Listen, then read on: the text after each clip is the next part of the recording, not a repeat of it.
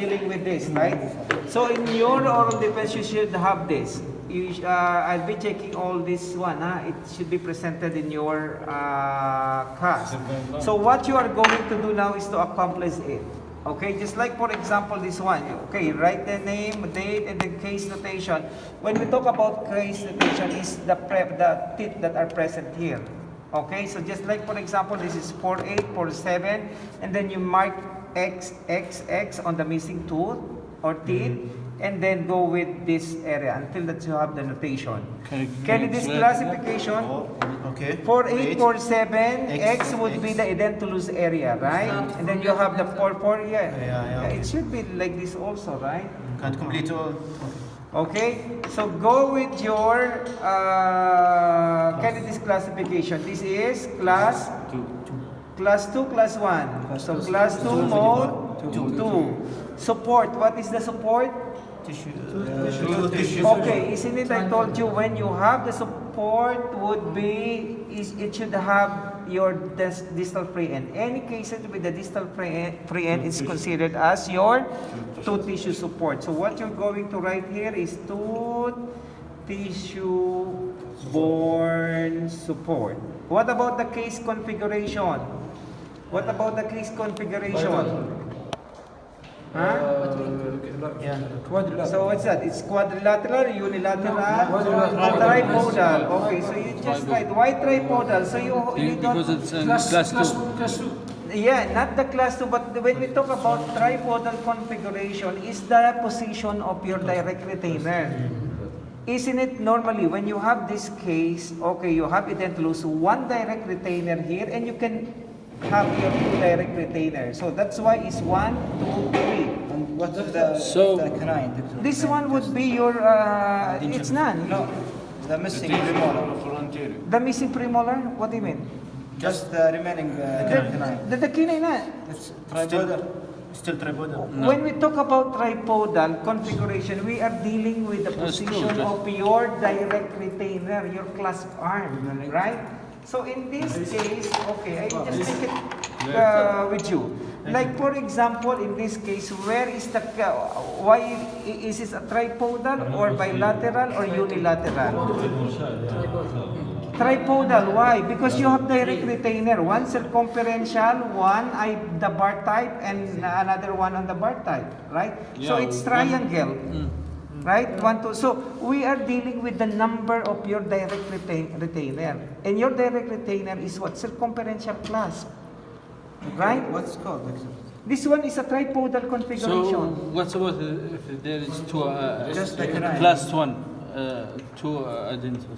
Just like for example, this is a class 1. Like It's bilateral. like this. Okay, like for example, this one, bilateral. Okay, Bilateral. if you are going, normally for a bilateral configuration is that you should have your one direct retainer here, one direct retainer here. And the other is, normally it's in the mesial, right? Because we try to prevent the lifting, okay? So, one direct retainer in the form of I-bar and one direct retainer, it's probably the form of your circumferential. So you can mix it, it depends on your survey line. Do you get the point? Okay? So, what about the indirect retainer? Do you need an indirect retainer here? Okay, we'll see. So that you have those who are confused, because if you will be asked, how did you get your direct retainer? An indirect retainer. Okay? Isn't it, I told you, when you have your pre and case, you should have your indirect retainer. So in this case, how many distal pre and 1? So how many indirect retainer? 1. Where is the position of indirect? Normally, when you have indirect, this one, it should be on the opposite, right? So in this case, you have 2. So how many indirect retainer? 2. Just 2. Okay, where is it? Okay, so 1 in this area and 1 on this area. Okay? So that's 1, the premolar. This is the fulcrum line. Where is the fulcrum line? If you were asked, what is the fulcrum line? Is the line that connects your imaginary, that connects your most posterior abutment. Here. Okay. So in this case, this is the, where is the most posterior abutment here? The premolar. And this other side, where is the most posterior? Here, right. So that is the fulcrum line, just in case Why this not one. here? Okay, in choosing your direct retainer, Direct retainer. the most You cannot. posterior. Yeah, يمكن هاي. Yeah. So in this case, okay, this one would be your fulcrum line, and then But go why, with this one. why not here? Why not here? Isn't it? No, he's أبعد asking سنين عن بعض. why not taking the second instead of this one? Yeah. Anatomy wise, morphology, which one will give more support? Is the second or this one? So those consideration, right? Okay. Okay. Indirect So retainer. indirect retainer would be this one. Eyeball. Okay. No. No. This is your Here, indirect here, retainer. here, Okay, it could be this one or this one. In the form of what? What is the form of your indirect retainer? In the form of plate, rest, right? Or the anterior portion of your major connector. Let's go with this. Any question? Doctor, the eyeball, is it considered as indirect retainer? Hyper no. Hyper is what? Direct retainer. Because that is a bar type. So the indirect retainer, just the auxiliary rest and the... Yeah, it's probably an auxiliary rest and more normally the rest or the lingo plate. Okay, so in this case, so we will be designing this one. Okay, so like for this example, okay, before we do okay, this one. How are you going to transfer your design here? Okay, so this is your thing. This is lower, right? So what you're going to do is to, okay, put a line on the edentulous area so that you will not be confused, right?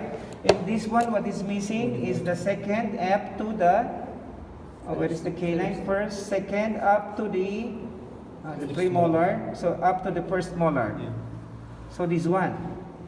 And then in the anterior, it should be the 1, 2, 3, 4. Okay, you just follow. Okay? So meaning to say, just looking this one would be your case. So how are you going to check now? Where is your possible direct retainer? Yes, immediate. Isn't it if it is a tooth bounded? This one is considered this area. You go with this side. Okay? This one is considered as tooth bounded, right? Yeah. Right? So, what we said that immediate to the edentulous area, use that one as an abutment. You mean you need to clasp, to embrace it. Okay, so in this case, it depends on your survey line again. Where is this one? This one is a very good site for your retentive arm. This one is retentive arm, right? So, what you are going to do with you just go first with your receipt, okay? So for the receipt, be particular, okay? So with the form, it should be a triangular form, right? Okay. The premolar and molar. Okay, so I have two direct retainer here. What about in the lower? Do I need a direct retainer? Here, in the side. Yes, side. yes, just one. Which Just one? one. Yes, this Yeah. one. Okay, since this is distal free and case, where is the best location of your rest? Is it on the mesial or distal? Mesial. Said, okay, so you put rest there. So now you have why an here? idea. To prevent the back movement. Yes, it's more beneficial to the abutment rather than on the distal, because on the distal when you put it, it's like this. For the mesial, it will prevent lifting of your abutment. Okay, so now just looking. What's about the anterior? There is later? No need. You only have three, right? It's not cause tipping of the teeth. It will not cause the tipping of the teeth. Okay, so now you have the three. So what is this one? This is your location of your, this is tripodal, right? Because you have three direct retainer now. So what you are going to do now is choose the right major connector. Okay, in this case, this is normal, right? Okay, so you normally check if there is a presence of teeth here. Okay, like for example with this one, you try to consider measuring the distance between the gingival and the base, the floor of the mouth. If it is more than 8 millimeter, what is a good major connector? Lingual bar. If it is less than or high prelim, you go with your lingual plate. Can you Okay, if it's higher than 8, lingual bar. Yeah, like for example, it's a lingual plate, right? Okay. If the space here is more than 8 millimeter, use lingual bar. Or 8 millimeter will do. Because why it's 8 millimeter? Because your major connector would be what? It's 4 millimeter, right? You have to measure. Yeah, you need to measure it. Because you will write here the indication. Why you use the lingo plate? Why you use the lingual bar? So review your indications. Like this case, how we use the lingo plate? You cannot go with the lingo plate here because this one. Otherwise, when you plate this area. So when you talk about plate, is that you plate the teeth. Okay? So now, okay, so that's the choice. Okay, in this case, I will be using a lingual bar. Or a lingo plate, probably a lingo plate. Even okay, not only in consideration with the type of the major connector, you're not only concerned with the space, but also with the remaining teeth, right? So if it is periodontally compromised, probably better with the lingo plate, right? So what you are going to do now is get your design. Okay, so this is it. So I might probably use a lingo plate. Okay, so I can use a lingual bar here. yeah, mapping skill with the lingual bar. Okay, so what you're drawing here is that I will be taking this, okay, this area, right, to draw it, so that you will not be confused. This is the external finish line, right? Okay, in every what's this? Edentulous area, you have your finish line. So in this case, this is lower, right? Okay, so if it is a free end case, then you need to consider, right? Where is the termination of your minor connector? To retromolar. Yeah, if this is the retromolar pad, how many? It's 2/3 only, right? So 2/3 only of your edentulous area. So the 2/3 is that probably 1, 2, 3. So I would end up it here. Okay, so Yeah, and, this is your minor connector. So don't here. try to look at this one, right? So look at the metal. It's not goes into the into the retromolar pad. This is it. This is the metal. Okay, so check it. There, the metal. Okay, there. This is a very good example of this case. So actually, that's the case, right? This is the minor connector. Yeah, this is the base retaining element. Okay, so I'll go with this one. Okay, so what type? It could be a mesh type or a lattice type. Okay, so take note. If it is a lattice type, it's easy, just like this. Then you have kalas, then connect it. Okay, so then, okay, so this is your tissue stop. Okay, so this is a lattice type of denture base retaining element. So what about this one? So I need your minor connector, connect it here, right? So connect, this is the inferior border. You have your minor connector here. Okay, so go with this one. Then I will connect this area. Okay, this is edentulous area also. Okay, so if okay, so connect it. So I will go with your lingual bar.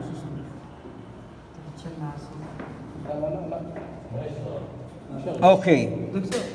Why See? why you in the canal? Why you separated from the? Wait. Well, question here. What's the problem, Nawaf?